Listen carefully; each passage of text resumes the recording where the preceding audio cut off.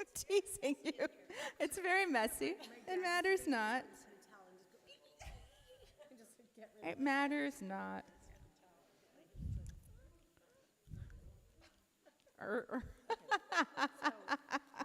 Your dad sounds fun. I'm going to take these. Okay. Give them back to you. Okay. Because I feel like otherwise I'm going to start flipping around with your order. Right. So I'm just going to take this now. Okay. I hate this. I don't understand why this is clipping onto me. Oh my goodness. Hello. Hello. Hello. You are here. You're the backup rabbi of the day. You can flake it. Okay. Okay. I think that we'll have it go first to me reading your official ordination, which I read. Did you read it already? And then very emotional. Oh, yes, of course. That was what was read to me when I was ordained. Yes. Yes. I'm glad. Well, you and Karen are much more emotional than me. I'm reactive, but not emotional.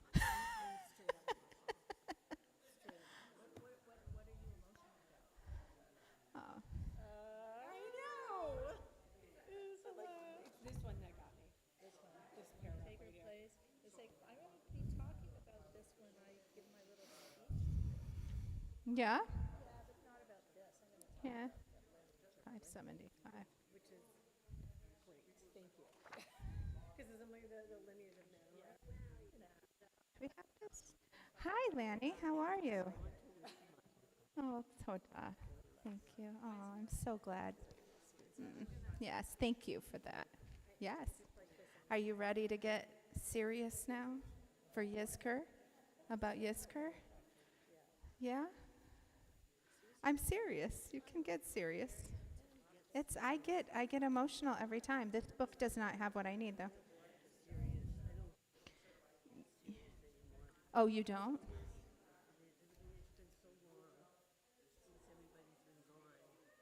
I understand. Yeah, well, you gotta be happy in your life. I mean, you can't just sit and wallow in it, right? Yeah. Yes, indeed. Hello. Chag Sameach. Shabbat Shalom. Are you ready to begin? Because we have a whole show.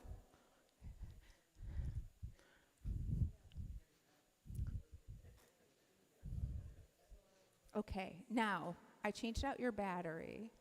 You're welcome. So you shouldn't die. And if you do, there's a microphone here. Yes, it's that way.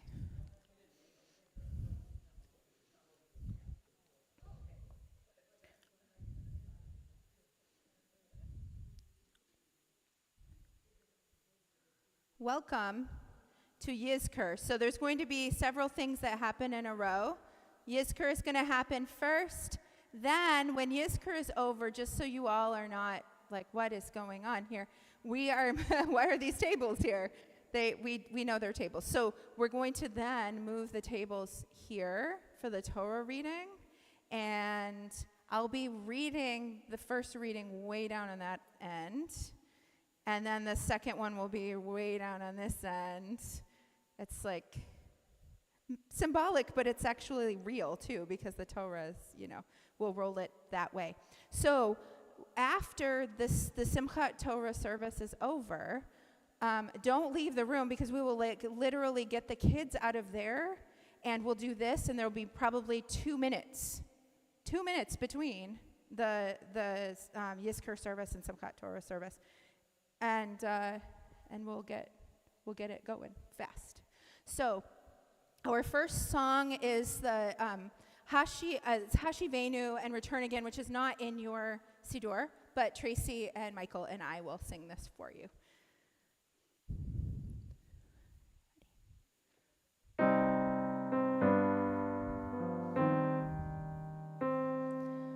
Return again, return again, return to the land of your God.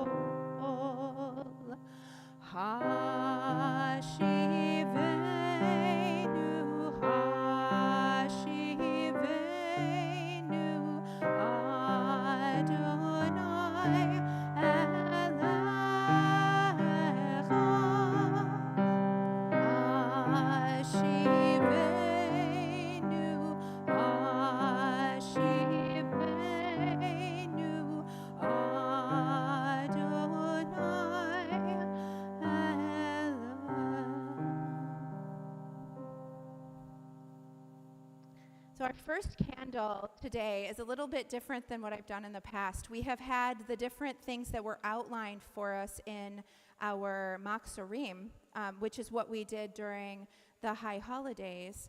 But I've created a different candle system for tonight, and we can start being a little creative with this as we do this more and more. And one of the things I want you to notice is that there are 8 candles here. So I have 7 candles, which symbolize creation and symbolize a return of things and symbolize how we go through this time together with Yizkor. And then I have an 8th candle because I want to remember that this is also a really difficult Yizkor. This is the Yortzeit and the first Yizkor, or the first Yortzeit that we have for the victims of October 7th that died. So every year at this point, it will probably become pretty standard in a lot of places that also become something that is remembered. So that is why for this Yizkor service, we specifically have 8 candles instead of 7. I'm wondering if someone would like to come up and light the first candle.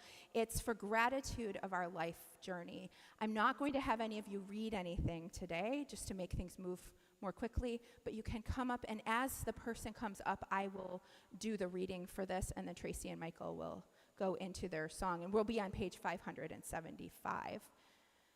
Would someone like to light a candle for, okay, Stu. And you can read with me this reading as Stu comes up and lights the first candle. 575.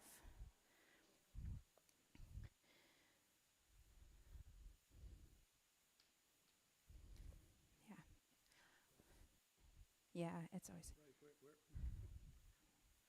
there. And why don't you just take the candle, and then I'll just do it. All right. There you go. Okay. All right. That's all right. Yeah, it was probably. Birth is a beginning, and death a destination, and life is a journey. From childhood to maturity and youth to age, from innocence to awareness and ignorance to knowing, from foolishness to discretion, and then perhaps to wisdom, from weakness to strength, or strength to weakness, and often back again. From health to sickness, and back, we pray, to health again.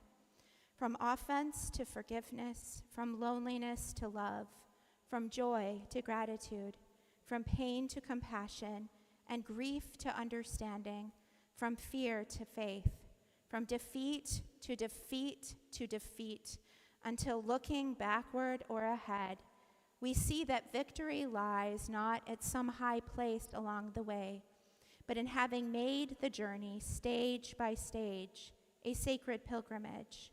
Birth is a beginning, and death a destination, but life is a journey, from birth to death to life everlasting. Page 576.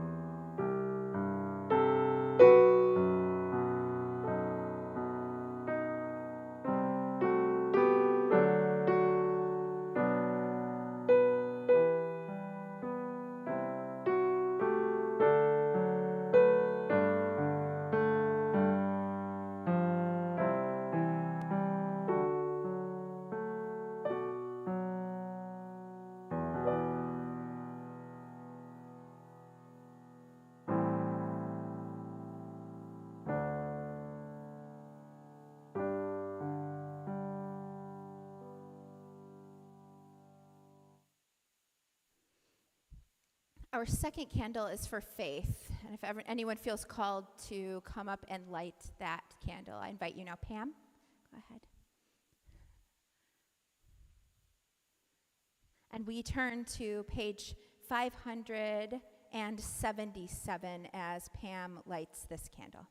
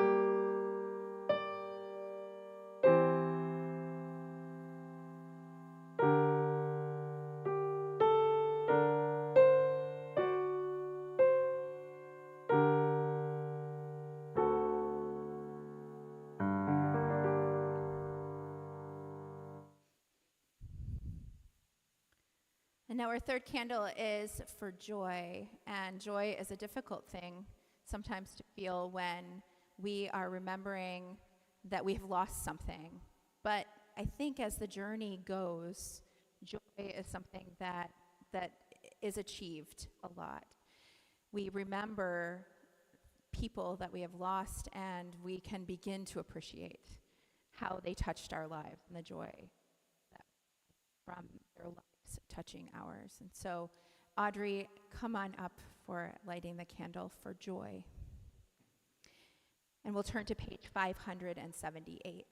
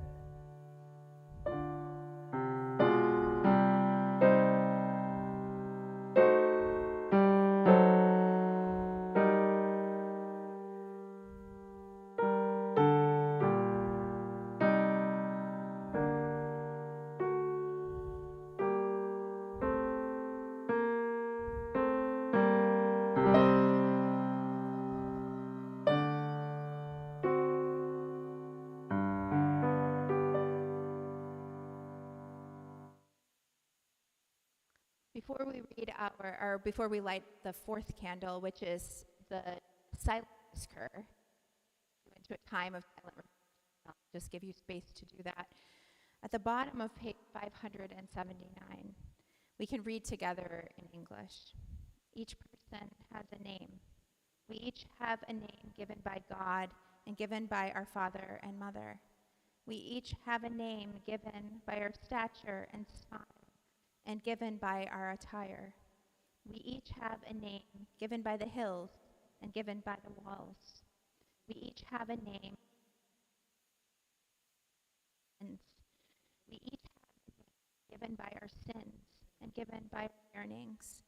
We each have a name given by our enemies and given by love. We each have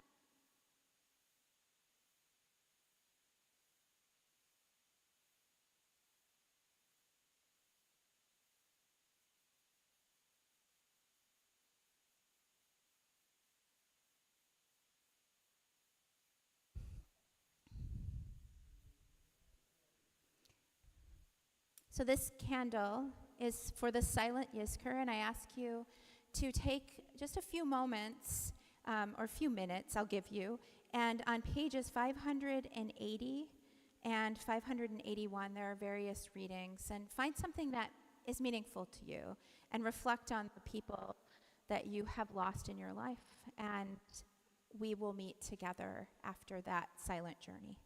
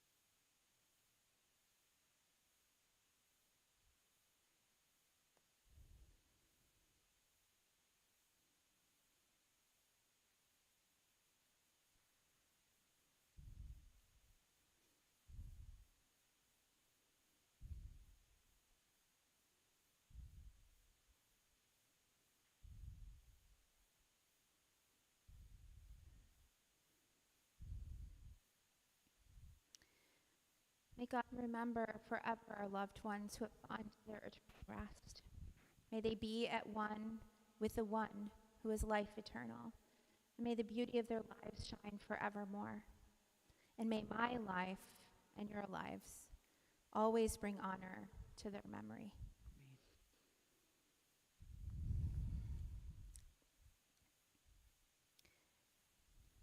So before we move on to the fifth candle, I want to pause at this point. We're about halfway through.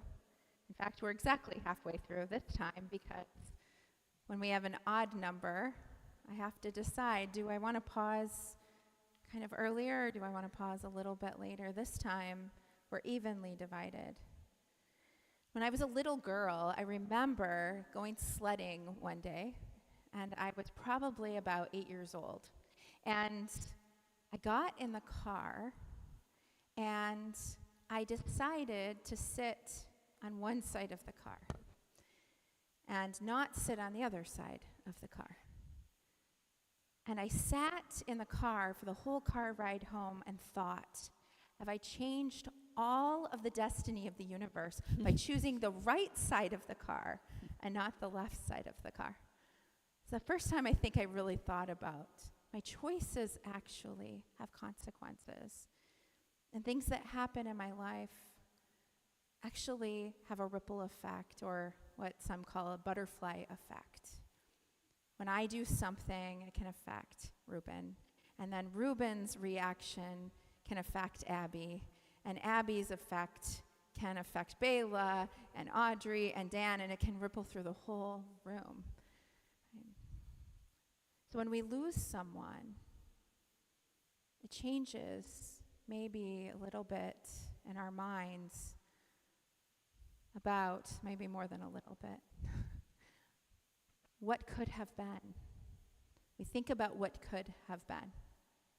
And I know that when my first husband passed away, I was consumed with what was supposed to have been.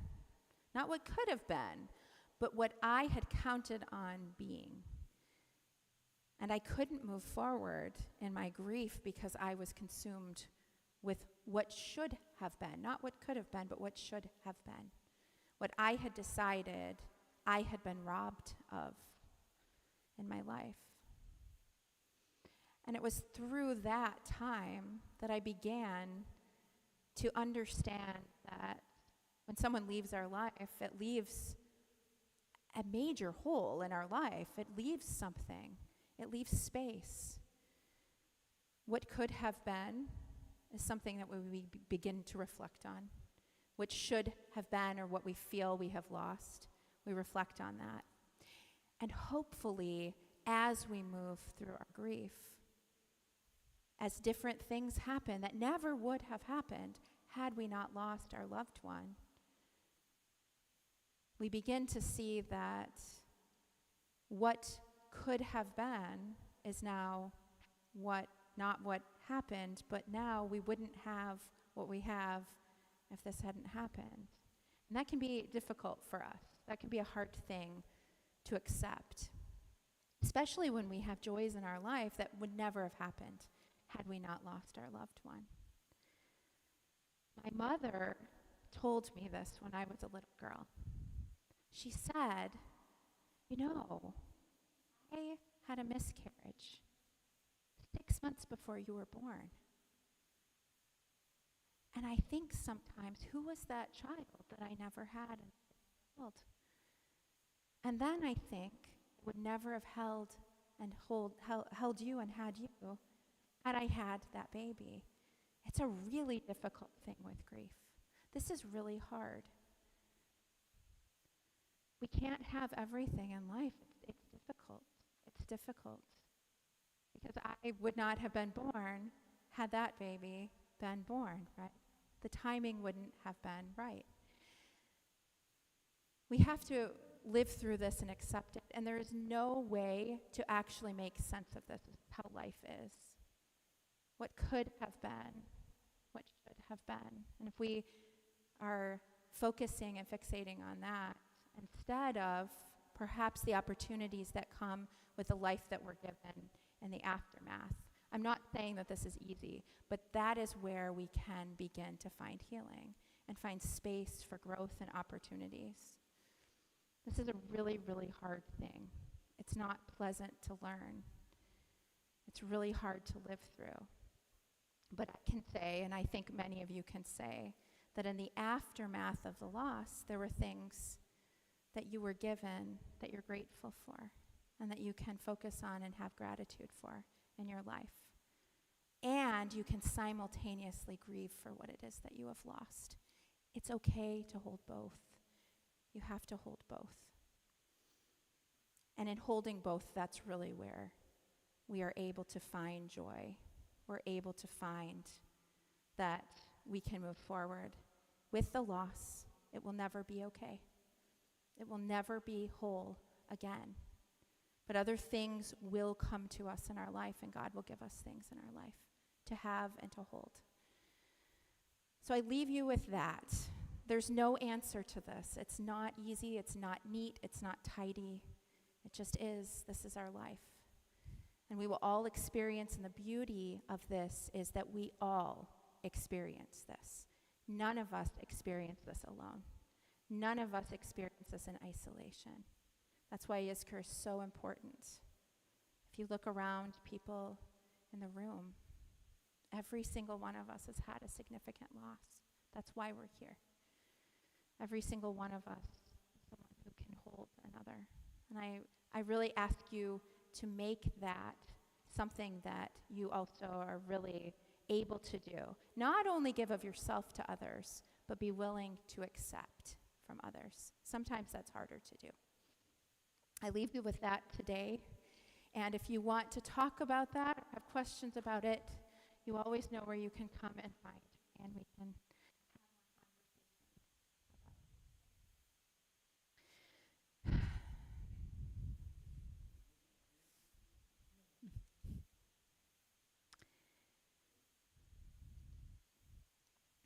So our fifth candle tonight, and I'm going to light them from here on out because we are moving forward fairly quickly at this point with this.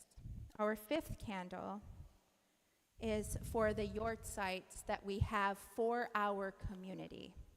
I'll light the candle and then I'll read the names for those people who we have lost.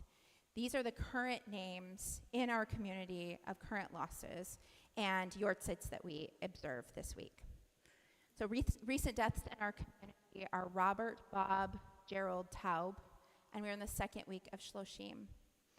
And Thomas Kuttner, for whom we are in the third week of Shloshim.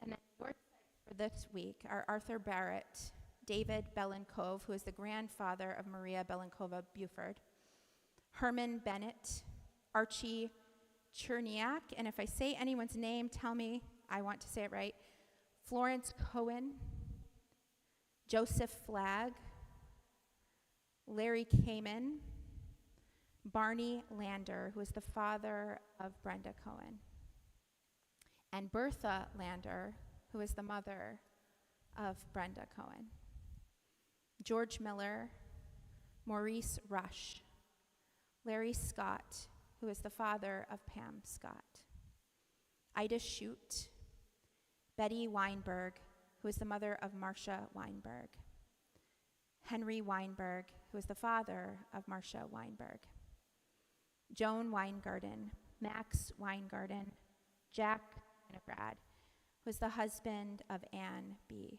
Winograd.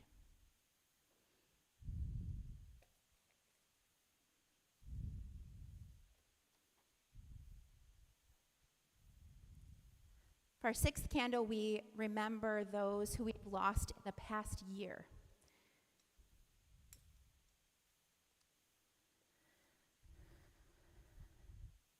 Now, I made a mistake. I didn't get a Yizkor book. And I don't know if I have those names here. Yes, Harvey. Oh, no, Pam actually has one. Thank you. Then I can read them for you. Thanks. I knew I forgot something today. And for those who have the book, I'll be able to also tell you what page it's on. It's on page 4. So we mourn the passing of our beloved family and community members who departed between last Yom Kippur and this day. So this is a little bit over a year for and if anyone has passed away in the past few weeks since Yom Kippur, they are not on this list. So just remember, this is that list. Phyllis Armeland, Zoya Belinkova,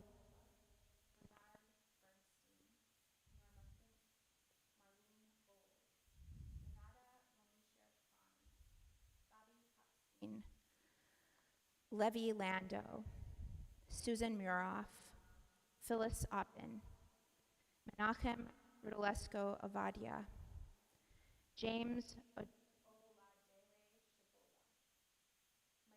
Shreve, Irving Shooter, Janice Spinner, Betty Strasberg, Arthur B. Weingarten, Patricia Whitewood, Roy Whitewood, Samuel Zaltz, Andy Zuckerman. May their memory always be for a blessing.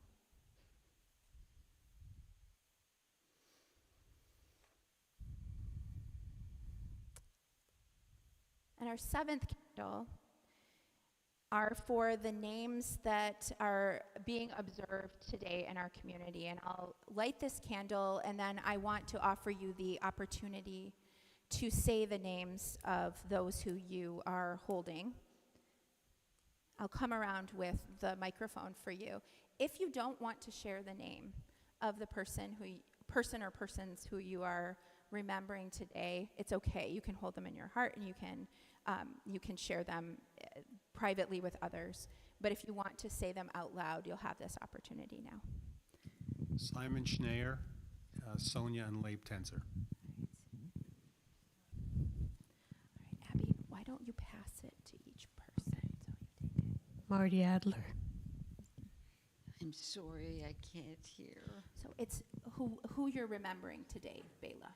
I'm so. Who you are remembering today. Oh, my parents and my brother. Okay. And Bruce. And Bruce. Oh, Bruce, my husband. Yeah. Yes. Morris and Janet Pearl. Francis and Newton S. Jackson. And David and Lottie Pearl.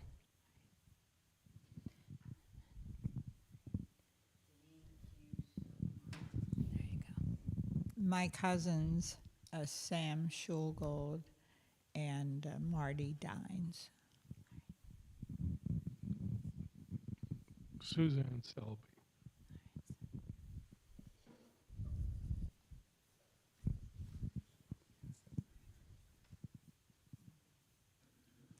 My son, Robert Kopstein.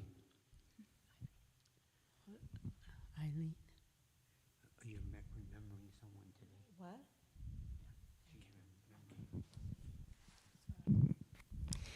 Andrew Zuckerman, Eleanor and Harold Pasternak, and Beatrice and Samuel Zuckerman. My mother, Doi DeLau, and my brother, Fernando. Oh, I'm gonna get all choked up. Today is my father's death anniversary.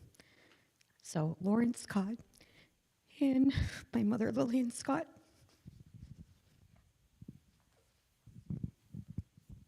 My husband, Sam Saltz. My parents, Bernie and Bartha Lander, and my cousin, Robert Fulford. My whole family, and my friends, and particularly Norma Fink and Sharon Kaplan. Let's see. No. You're okay, Jesse. My husband, Michael Rapkin.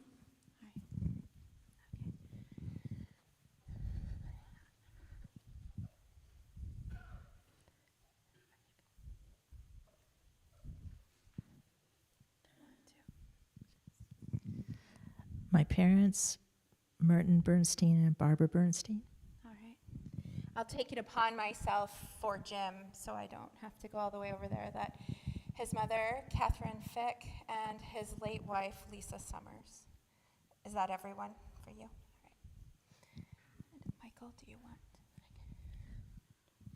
I guess you don't actually need it if you have. Oh, yeah, good point. My husband, Robert Godden, my sister, Sydney Ayton, my parents, Harvey Ayton and Dorothy Shirky Ayton, and my grandma, Hilda Nissenbaum. Thank you, Tracy. And then I also will remember my late husband, Christopher Tucker.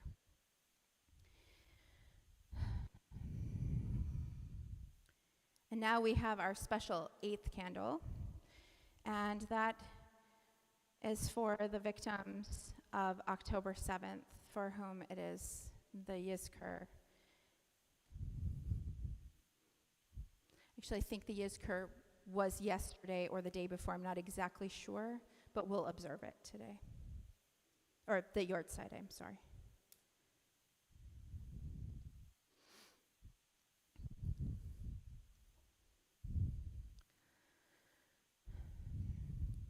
So turn with me to page 582. We hold all of these names in our hearts, and we hold the names of every single person who is on our memorial boards, and every single person who we didn't mention, but we've lost other people, and we've known of other people in our community and in the Jewish community who we have lost. And so we call upon God to remember every single neshama, every single person who has touched us in our lives.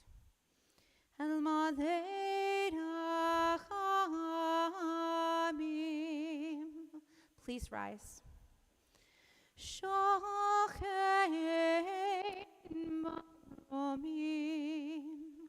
Chamse Enucha Echana.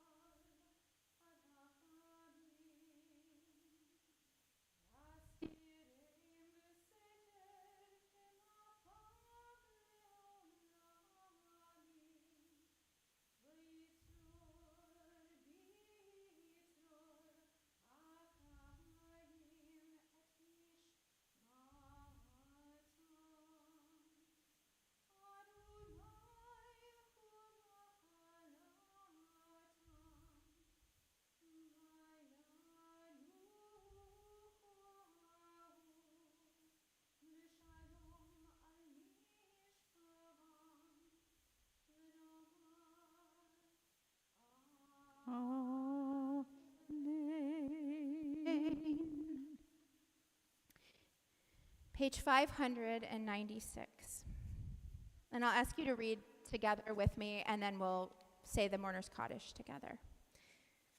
When cherished ties are broken and the chain of love is shattered, only trust and the strength of faith can lighten the heaviness of the heart. At times, the pain of separation seems more than we can bear. If we dwell too long on our loss, we embitter our hearts and harm ourselves and those about us. The psalmist said that in his affliction he learned the law of God. And in truth, grief is a great teacher when it sends us back to serve and bless the living. We learn how to counsel and comfort Those who, like ourselves, are bowed with sorrow.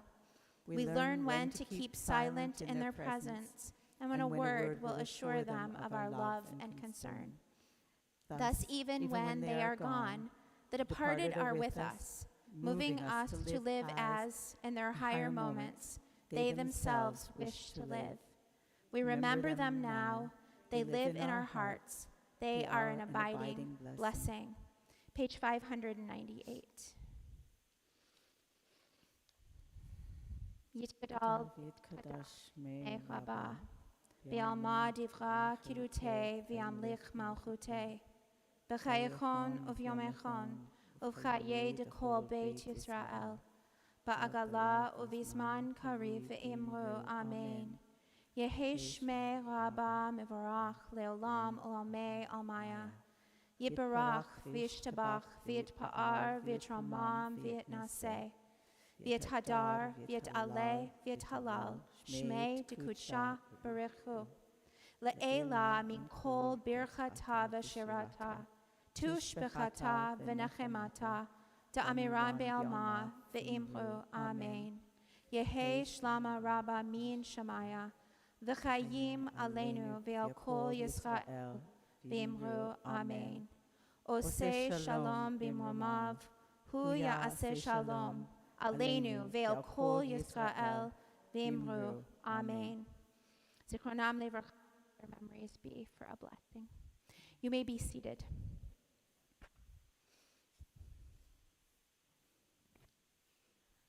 We have a final song, and we're actually a little bit ahead of time, and so we will share this song now, and it's sow in tears, reap in joy.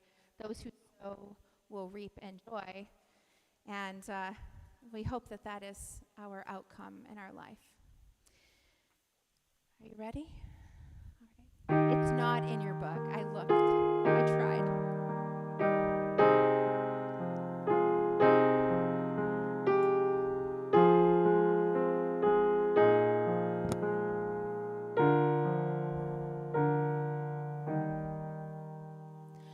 Those who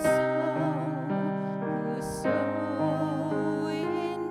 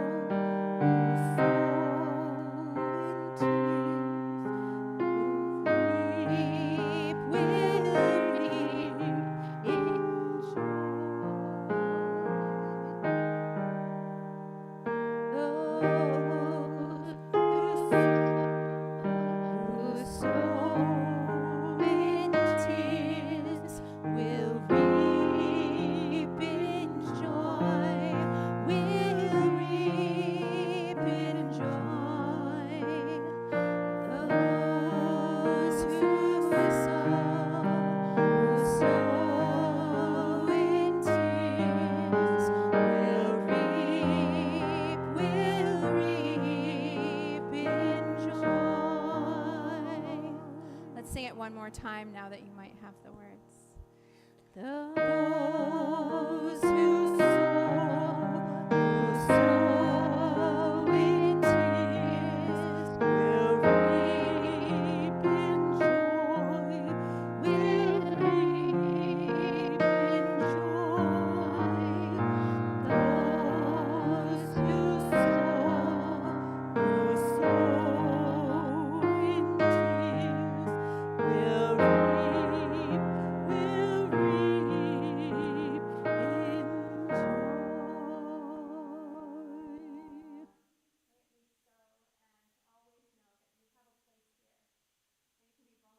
And you can be real, and you can feel things, and you have people who are here for you to hold you.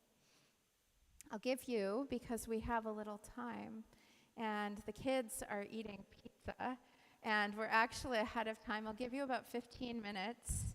You can go to the washroom, or you can talk amongst each other, and I'll move the tables forward, and we will be back here at 6 o'clock sharp, and we will have our joy of Torah together. You can have a slice of pizza too, Stu Selby, always. I will not deny anyone, especially you, a slice of pizza. Yes. Not the whole pizza.